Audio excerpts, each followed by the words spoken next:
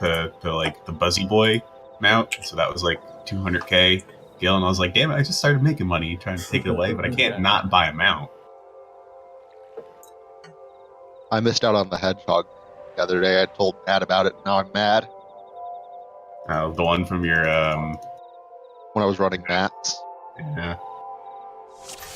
Because that minion goes for like 3 million gil. Alright. With each successive thing that we run, I have less and less of an excuse for not knowing what the hell I'm doing, so working on it. Some of it's muscle memory from playing before. Unfortunately, the last time I played Final Fantasy XIV, it was like a shitload of Eureka, which is not how you play Final Fantasy XIV. It's definitely teaching you the wrong way to use your abilities and do shit. Like every time I try to enter Eureka, I kill like maybe 2 or like 3 monsters or whatever, and then I just give up.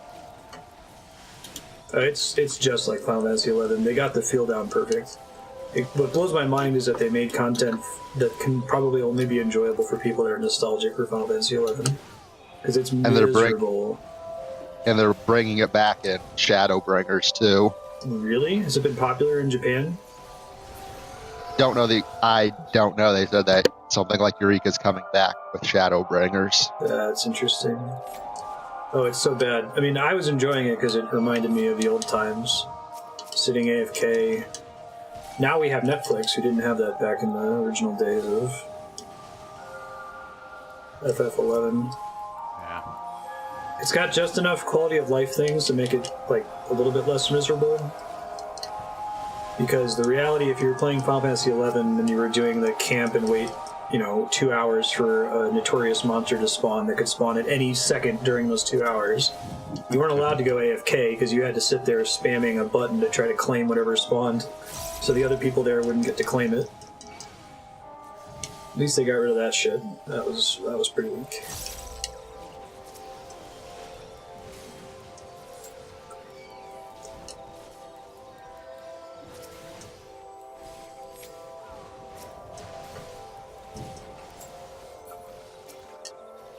Just wait, one day they'll release Final Fantasy XIV Classic, because someone out there is starting to play 1.0 again. Yep. Oof. Big oof. I haven't played 11. I thought about doing a story playthrough just to record for stream. I think they've added a bunch of quality of life stuff to it, though. It's not as miserable as it used to be.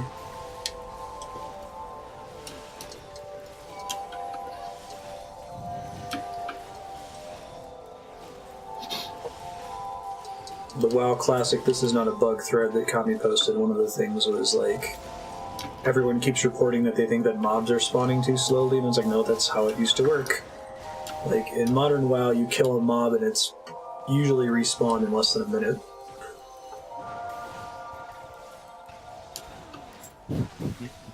I think someone's actually developing a 1.0 private server, so for those who really want to go back and see how bad it was. I might be interested just from like a documentarian, like what did the story look like?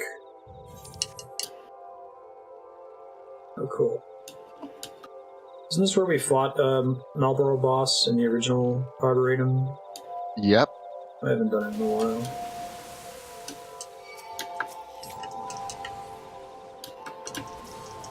What do you think? 14's take on hard mode is pretty brilliant. Gonna get some use out of our old asset, but completely redo the place.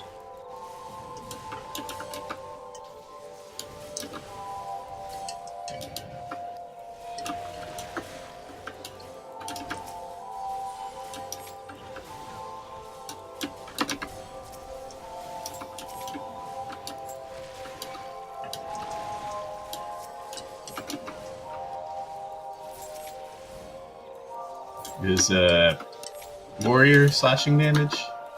And yes. It's slashing damage.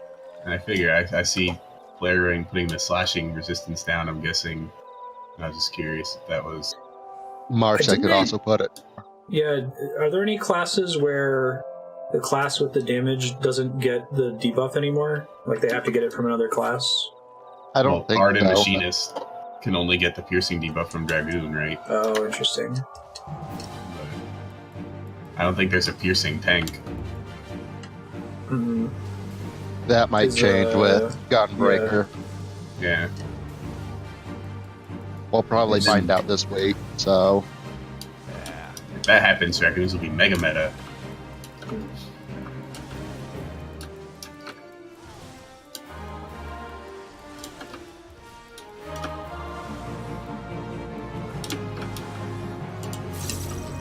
Something about twisting vines. There's a little Ochu that spawned in the back. Working on it. Stuck in the... Oh, I see. So we don't want him to be near the goop in case we have to stack. Devour.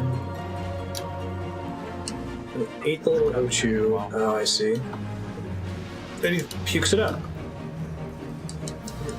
Ochu is a clue as to where he's gonna jump. Yep. And throw.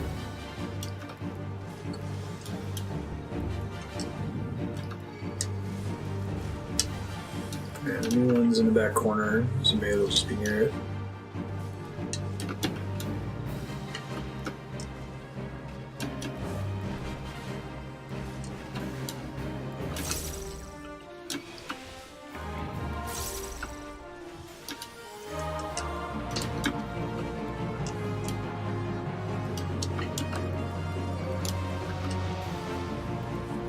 This is an interesting new pseudo theme that I haven't seen a lot in Stormblood, which is the telegraph that lasts like less than a second.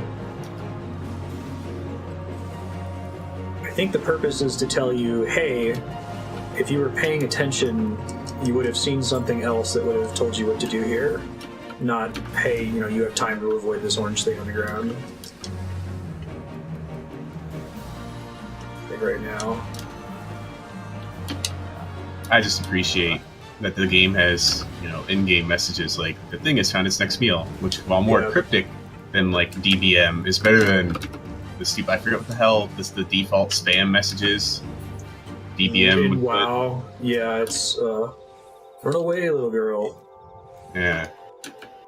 I'm glad I haven't heard that in a while. No, it's flavorful, but it's enough to give you an idea of what to do. And I enjoyed my time with WoW. I'm not really in a rush to go back to it. I think this is satisfying my MMO appetites for a while. Yeah, and you just think about it like there's a game. Try to play whatever game you haven't completely tapped out yet, and eventually you'll burn out on it once you've squeezed all the blood from the stone. It's just going to happen. It seems like Final Fantasy XIV has been blood from the stone mode for a while here at Stormblood. Like, when did the last big content patch come in? 414. A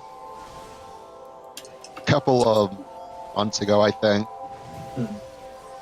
But the last story patch, I think, was like a month and a half ago.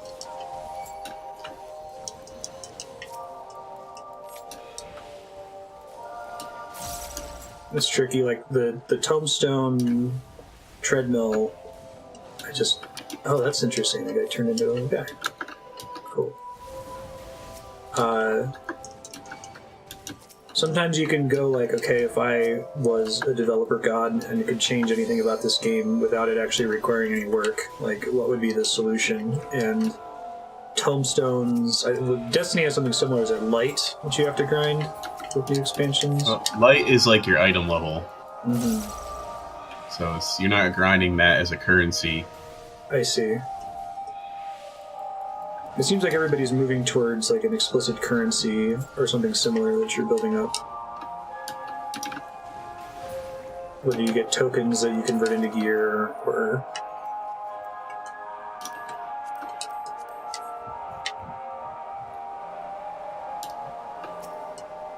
I just don't know what the solution is. It feels awful. People have been itching for Destiny to put in something like, in this game, you get your tombstones, so you're guaranteed upgrades. It might be slow, but you're guaranteed upgrades eventually. And like in the raids, you might not get anything. And like right now, it's not on the weekly lockout, so you just keep spamming it like I did. But when it was on the weekly lockout, you can run it till you get your one item. But even if you don't get your one item, you at least got the little like coin from the end of it, so like you're guaranteed something. And Destiny definitely doesn't have that. So like Oh, you're really? definitely guaranteed. Like when you do a raid, you get an item drop each boss. You'll get something, but But it could like be you something might you not already get the thing have. you actually want. Right. So like I had clanmates. There's a really rare weapon you can only get from the end boss of the raid in most raids, and there was no bad luck protection. And so the one guy had literally run it 78 times before he got it. Wow. And that's on a 3 time per week lockout, once per character. Wow. And it was the kind of thing where you needed it in order to get, like, there are titles you can earn.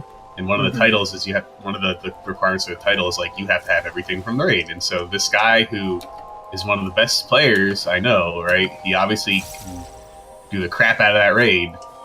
You know, didn't have that title when other ones of us had it because we just RNG'd into it first. And so stuff like that can be frustrating. Where like, yeah,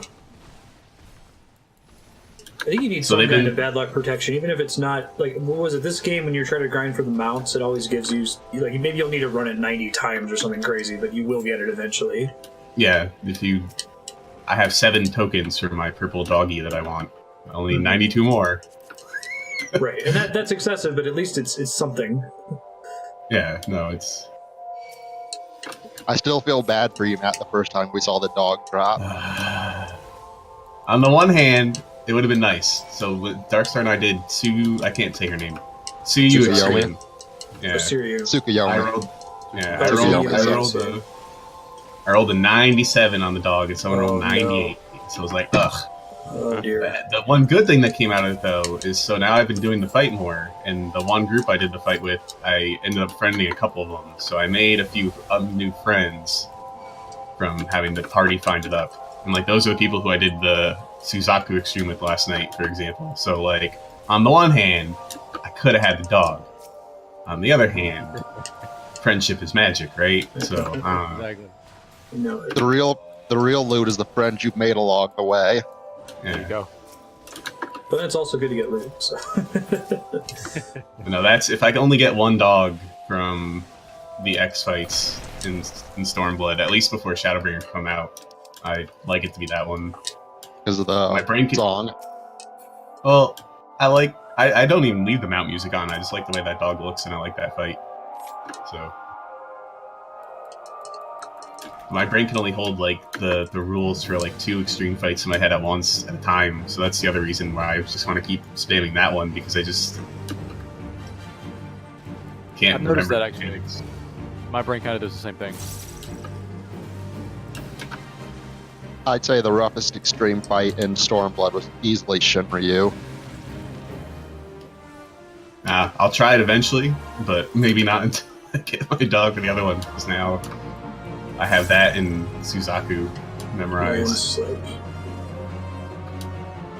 Oh, I see. But there's a golem. Okay, that's cool.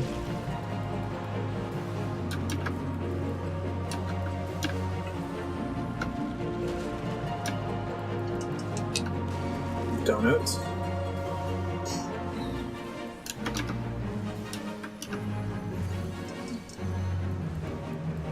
Earthshaker. I love there are specific abilities that they've established so much in the main story quest. You just know what it is. Like, I guess that's another advantage to having an MSQ that every player has to progress through. I've seen Earthshaker on so many bosses now. Now there's 3. Let's see.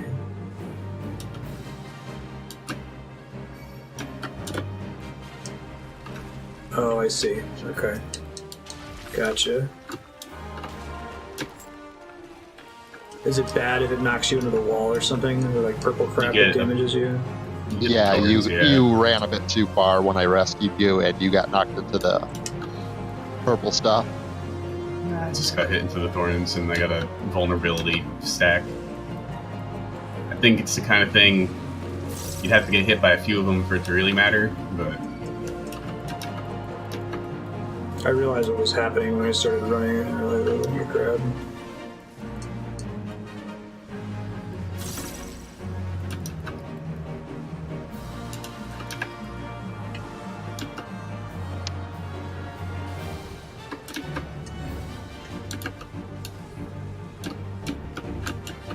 Oh, yeah. so One thing I learned last night when I was doing this with my new friends was that I guess if you imagine the map as a grid, I guess the strip moves you 3 spaces, quote unquote. That's what the person was saying. Oh, okay. So if you kind of imagine each golem as a space, you can... Right. That makes sense.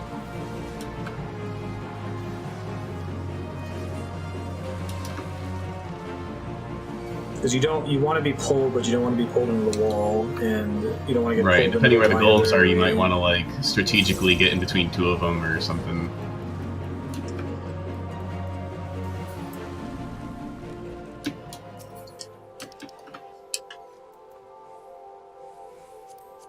Let's see. The more I'm thinking about it, I want to go back through fights now and see when they figured out the whole show a telegraph for a split second, because there's a lot of mechanics in this game that are intentionally not telegraphed, and it can be tricky for a new player to figure out what they did wrong. But by having a split second one that just flashes, you're like, oh, something else must have told me to look for that, you know. I guess the Siryu water buddy guy in the background didn't have any kind of flash telegraph, but it was also huge and difficult to miss, so... Yeah, that mechanic also appears in the dungeon during that quest line, too.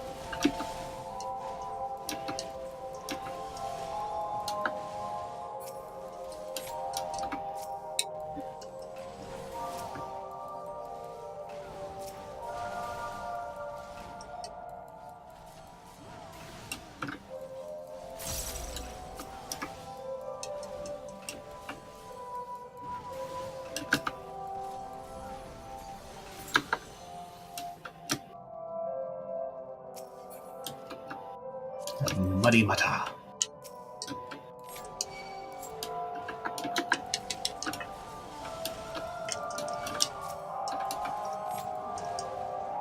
I don't know what I think about the music in Arboretum hard mode. It just feels a bit too subdued. I think the same thing for Siryu's theme. Smooth, jazzy, I guess. Whenever I hear that kind of jazz type thing, I get memories of Marvel vs. Capcom 2 menu music. That's what he reminds me of. Take me for a ride.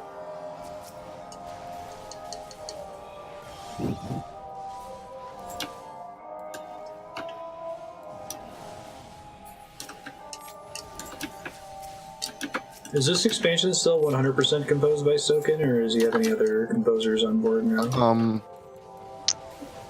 I think the majority of the tracks are composed by Soken still.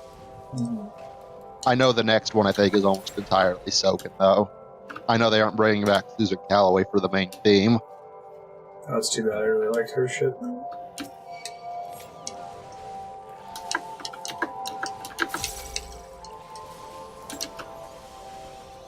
Uematsu originally included her, right? I see the one I got that girl on. Yeah, they still use some of his music for fights, but he hasn't composed anything new, I think.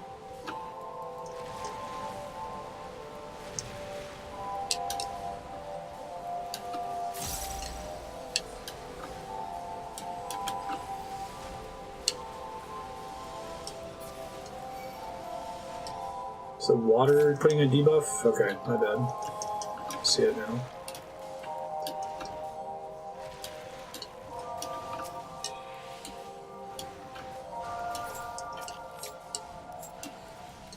Oh yeah, I won't say much, but take a look at the name. Take a look at the debuff that the Appa has, or the buff that it has. Get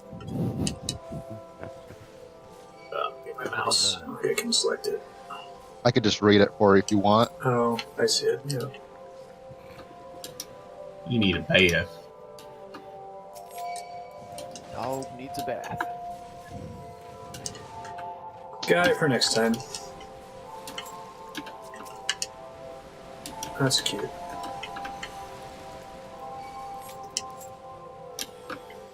Yeah, it's not very clear.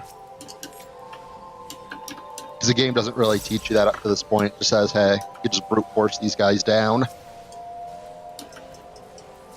I'd like for offs on creatures to be conveyed in some way other than there just being the buff that you have to tilt it over. Like if it has a special one for the have a setting to have the text displayed by default. It's just one of the ways that being on controller is a little bit disadvantaged, because just about everything else is perfectly fine on controller.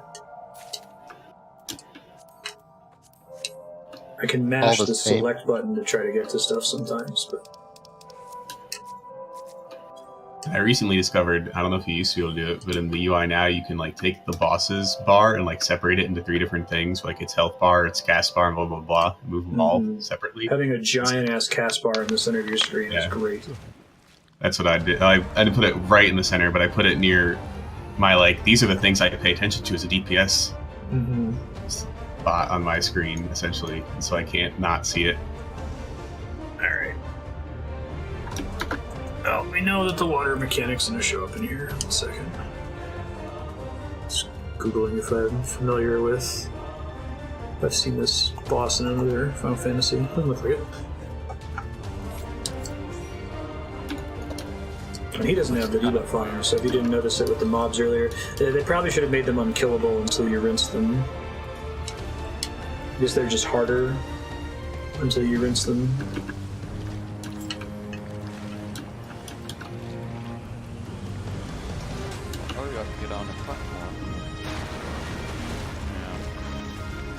I think that's poop.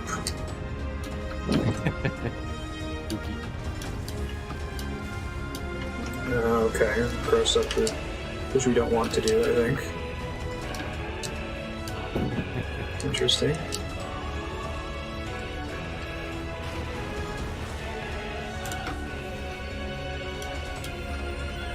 Mud pie.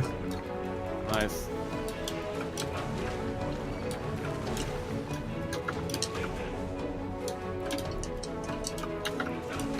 Mud slime. Probably needs to die off that platform so he doesn't get poop all over it. So you knock him back, and I also don't want to put poop on the platforms with this ability either. Okay. That's cool. It's the shit demon from Dogma. That was actually a thing too.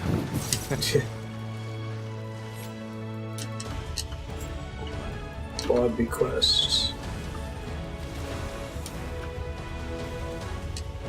And that detonated the poop slime, I think. Yep. Okay, we got ads. Try to fight not on the platforms in case they leave poop behind when they die.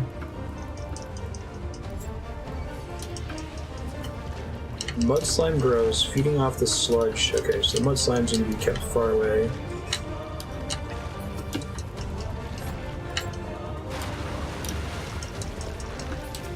This is a cool fight.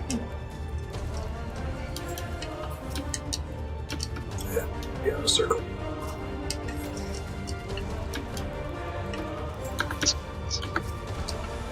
Ow. Ow.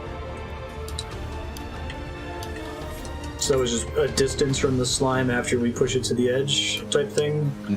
Nope. Bite my tongue. Okay.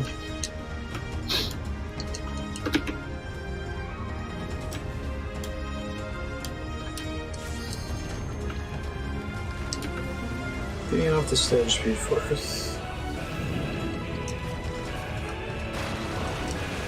Royal flush. Ah! Oh, that's good.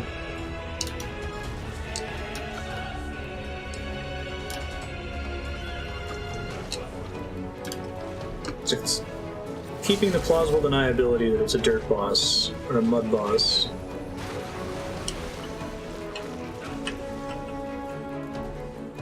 This is the Who Pooped the Bed episode of Sunny boss.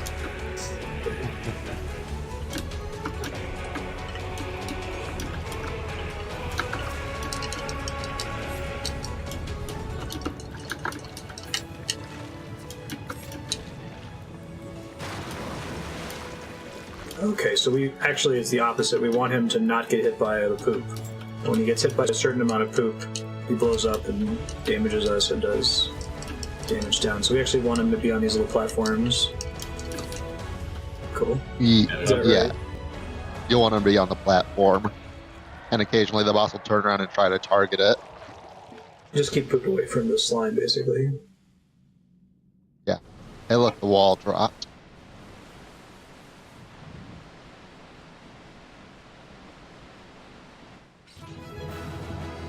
Hooray!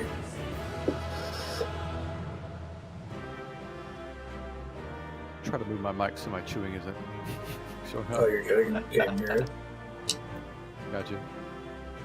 That was the first draft of Chocolate Rain. Some stay dry. It's pretty cool. And they do a pretty good job of making like unique new enemies and bringing back old ones.